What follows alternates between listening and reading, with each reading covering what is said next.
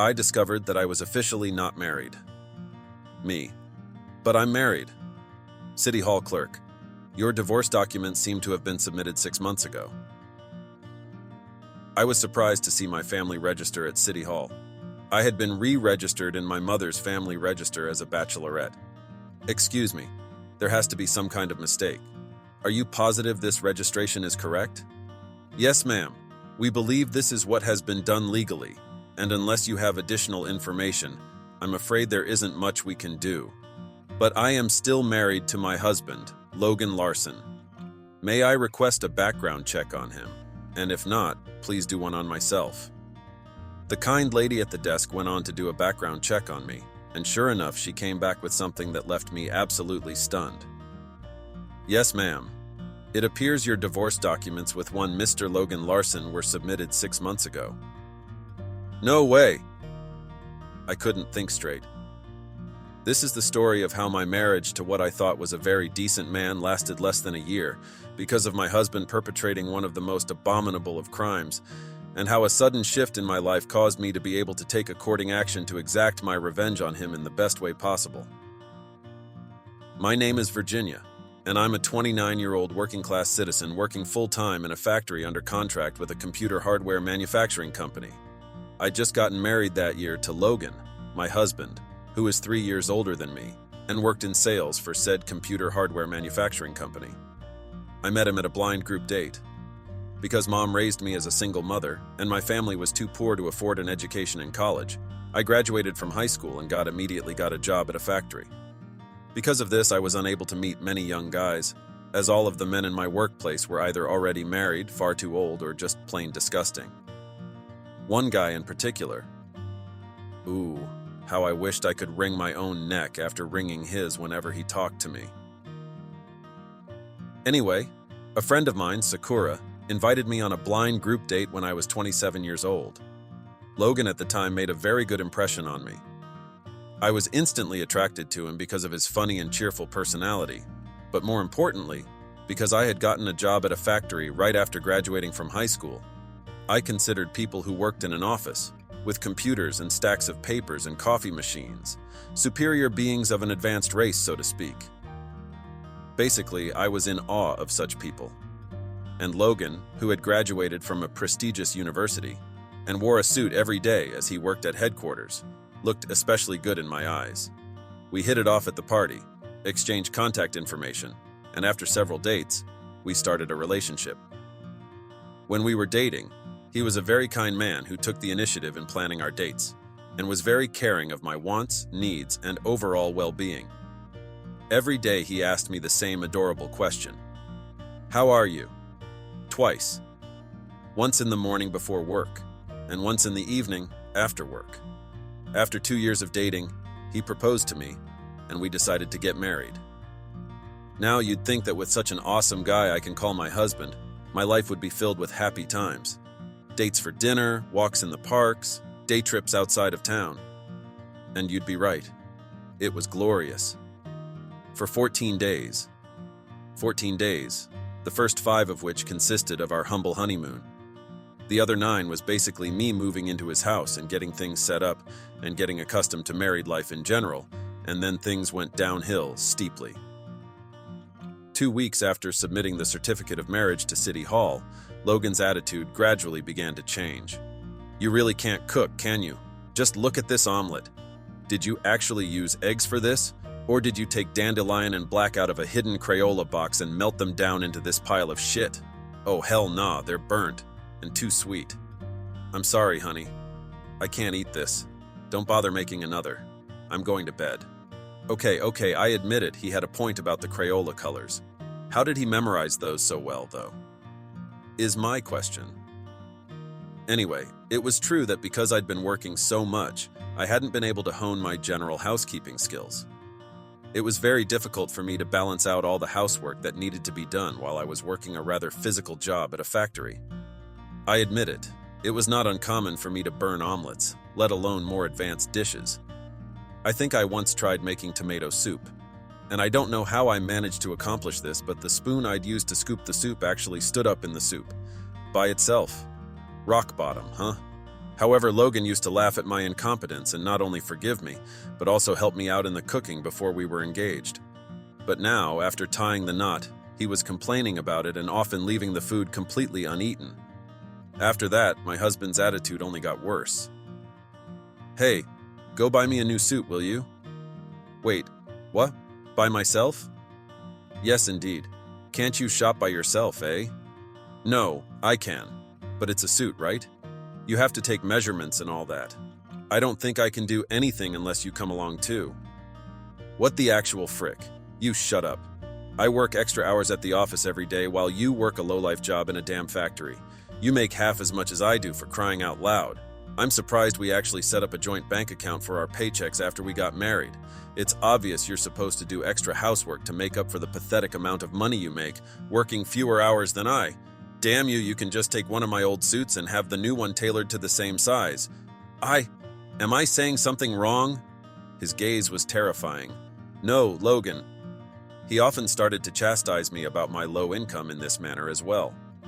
I had nothing to say to him when he referred to my low income in this way. It was undeniable that I earned less than him and also worked fewer hours than him. I admit I was atrophied by him. He took advantage of my submissive reaction to his every rant and became more arrogant by the day. Then something happened that further removed the skin of his hide and revealed what was truly inside. When I was examining the documents that had arrived in our mailbox, I found an envelope addressed to Logan from a consumer credit company. I was so scared, but curiosity killed the cat, and I knew it was wrong, but I couldn't help but take the liberty of opening it and looking at the documents inside.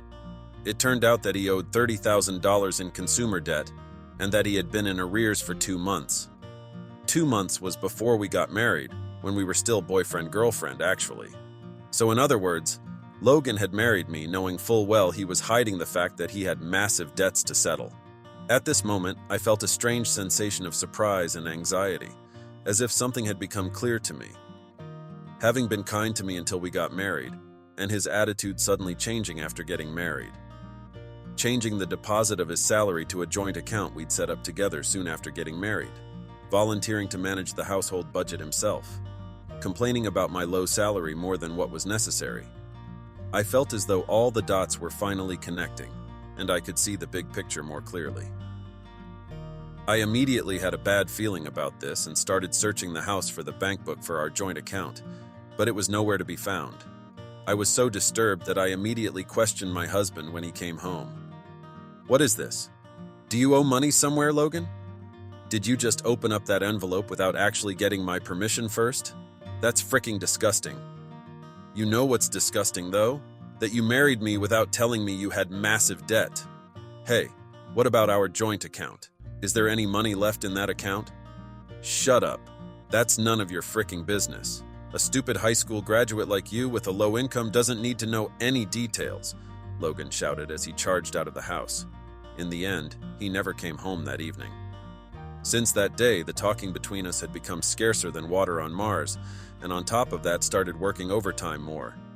He started not coming back more often as well. As these days went on, my spirit was worn out, and I eventually broke down and complained to my friend, Sakura, who was the one who originally set me up with him, in a way. So let me get this straight. Shouldering massive amounts of debt notwithstanding, he went on to date you, never showing any signs of his situation, and continued to deceive you, acting like a good man and marrying you in the end. And now he's trying to pay off his own debt with your money. That's so messed up, V. I can't believe a guy like that can smart enough to be this diabolical. I never dreamed he was that kind of guy. I knew him a bit, and I thought inviting him to a blind date would help you out. I'm sorry. Oh, don't you dare, Sakura, honey. You are not at fault here. You couldn't have known. But I do feel guilty. Why don't you divorce him after all that? I'd divorce my husband in a heartbeat if he'd had debt behind my back. I was honestly at a loss for words. Of course, I wouldn't be happy with this life either, but I had my own reasons for not getting a divorce. I slowly connected my words. I don't have any money, Sakura. I'm a high school graduate with a low income. And I have almost no savings from my life when I was still a bachelorette. Plus, he's in control of the family budget now, and I don't even have any access to the money, let alone the authorization to hire a lawyer to fight against the same person who manages my account. There's no way Logan would agree to a normal divorce if I didn't hire a lawyer, and I'm his breadwinner to pay off his debts no matter how low my income is. In other words, there was no escape for me. On the way home from Sakura's house, I was thinking about the one word she had used: divorce. Since that day, this melancholic haze that drifted across all corners of my mind never lifted, and the months went by in this manner. And a few months later, another tragedy struck. On that particular day, I was enjoying my day off in the early afternoon when I was suddenly summoned by Sakura, and she sounded very agitated. "What's wrong, honey? Are you okay?" "Oh, Virginia, I really don't know how to begin." My friend turned her head to look at me. I grabbed her hand in an attempt to calm her down. I was perplexed by my friend's obviously unusual demeanor, and she slowly opened her mouth. "So listen. Last week I saw your husband when I was eating out with my own husband at night, and he was with a young girl." "Eh?" I was shocked.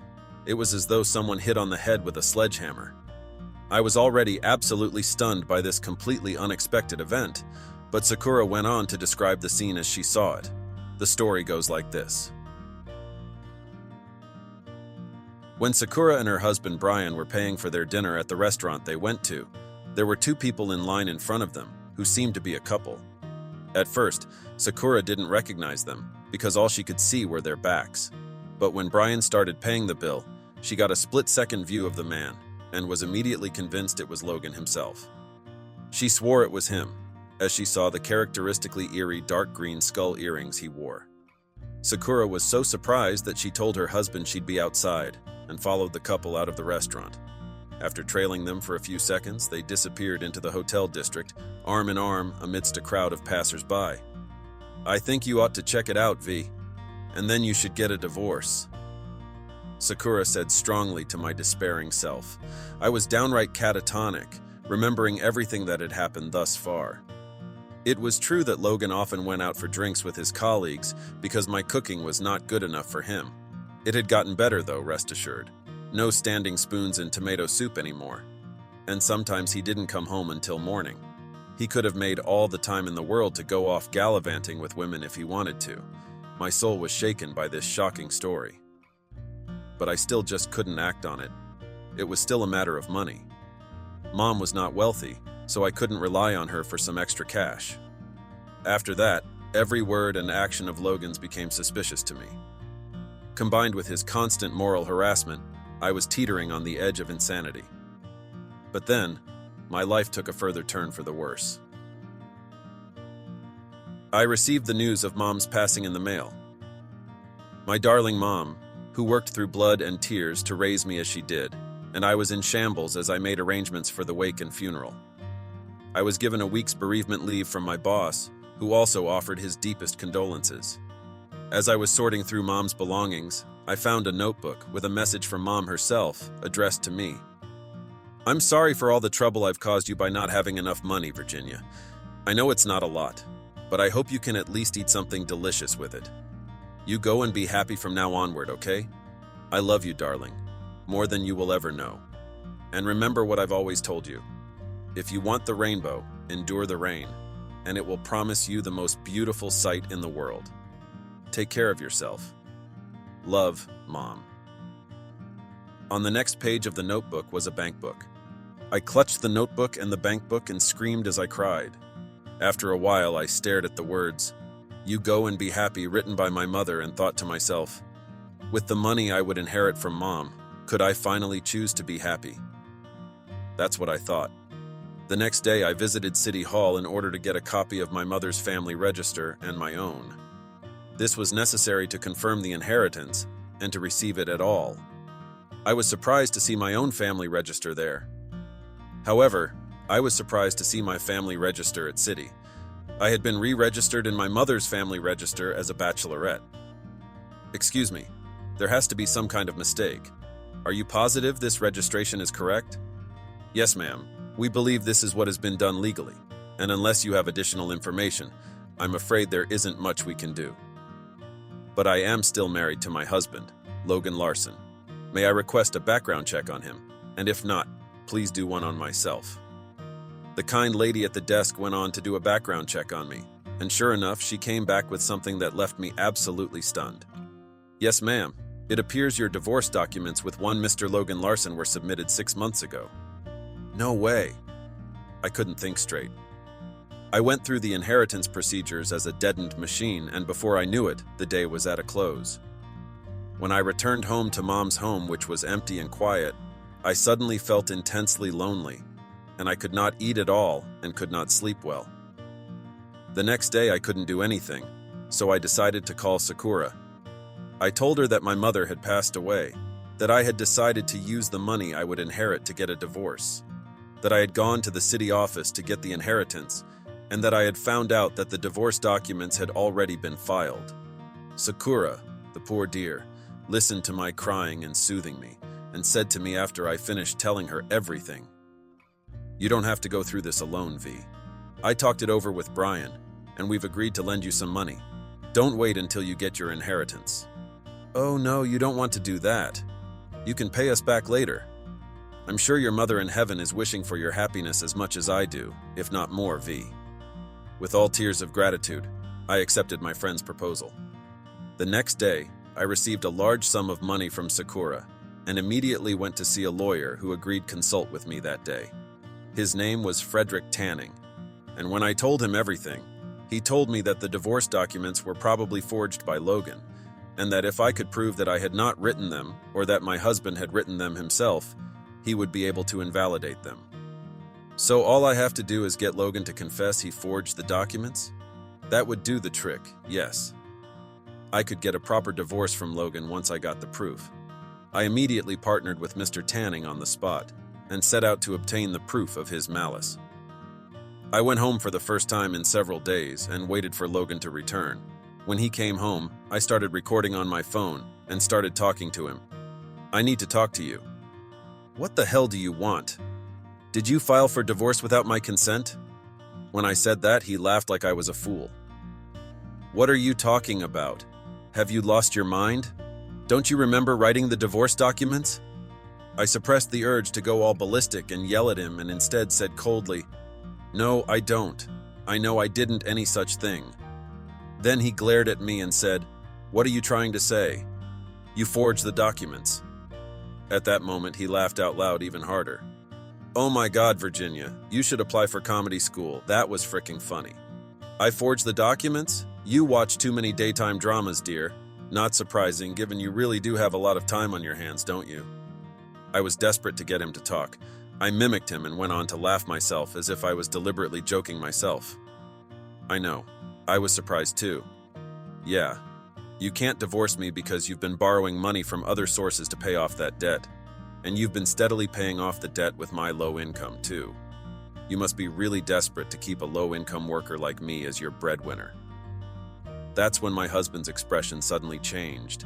His eyes grew murderous and he started to yell at me. "What the frick is the matter with you? You're incompetent, and such a condescending attitude is not normal for some crackpot like you. You're a woman, and yet you can't do the housework. And if that's the case, I thought you would at least make some decent amount of money. But bravo, bravo. You turned out to be a high school graduate with a low-paying job.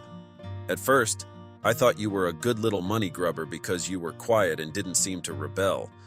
But then I found a woman with more money than you, who brought more than only a few coins, so I married her instead." Logan finally confessed to his scheme and went on spouting off as much as he wanted to say. I didn't expect that he was already married to a woman whom he had an affair with, and I was going to go bonkers with rage. I took several deep breaths to regain my composure and said, "I can't believe you would go in so far as to forge divorce documents just because I wasn't paid enough for your sake." Logan showed no mercy or remorse. "Thank God my new wife works for the government. She said your handwriting was so beautiful, it was a drag to copy it well enough." He continued to loudly reveal the truth, unaware that he was being recorded. I managed to keep my composure, this time because of complete and utter excitement, after he confessed to me, and my nearly explosive anger from a moment prior subsided a little. "Get the frick out of here. You're intruding in my life of happiness." I did as I was told, packed up my belongings, left the house, and took refuge in Mom's house. And I began my revenge against Logan Larson. The audio from the recorder later became more than enough evidence of the affair and of the falsified divorce documents, and I had Mr. Tanning contact Logan and demand alimony from him and the affair partner. The affair partner's family has been in the service of the local government for generations, so money was not a problem, and the alimony was paid in a lump sum. But this was not the end of my revenge. I reported Logan to the police for forgery of officially signed documents and of bigamy. I could prove that my husband falsified the divorce documents because I have audio evidence of his confession. Therefore, the divorce papers filed by Logan were invalidated, and he became an officially punishable bigamist, as he was married to both me and this other woman whom he had an affair with. I filed a damage report. Logan and his girlfriend or wife, who also took part in the forgery, were subsequently arrested. Forgery of officially signed documents is punishable by several months to several years in prison, and bigamy is punishable by up to 2 years in prison as well. Logan and his girl were able to get out of prison with a suspended sentence, but hell still welcomed them regardless. Of course, Logan was fired from his oh-so-beautiful job in the office, and his woman was dismissed from the government board on disciplinary grounds. At the same time, my ex-husband's workplace conducted a tax audit, and it was discovered that Logan had embezzled company funds for his own personal use. The charge of embezzlement was added to Logan's already treacherous list of crimes. There was no way the adulterous woman's parents, who were also working for the local government, would allow such a series of scandals to pass by unnoticed. The woman's father was especially furious, and as a result of her treasonous actions, she was disowned by her family. Logan and the woman, who both now had criminal records, set out to find work to survive. But no enterprise were merciful enough to hire them. They resorted to more loans from different banks and consumer credit agencies, which in turn added an additional amount of debt.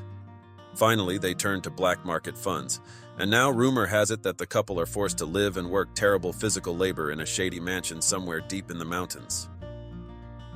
3 months after the whole thing blew over, the inheritance procedure was completed, and I safely received the money Mom left me. I repaid my friend Sakura a little extra as a token of gratitude, and with the rest of the money and the alimony in hand, I moved to a new house near my workplace. In recognition of my experience and of my efforts to increasing the factory's performance, an official from headquarters visited and named me team leader. The promotion was completely out of the blue, and I rejoiced, my colleagues with me. Now, I'm immersed in my work, and I'm also in the process of slowly learning how to do the housework, which is still pretty bad, all things considered. "Mom, I did it! The rain was long and hard, but now it's given an amazing rainbow, and I'm so happy now." I shouted to the sky as I enjoyed the warm breeze on my face. I know now that Mom is smiling,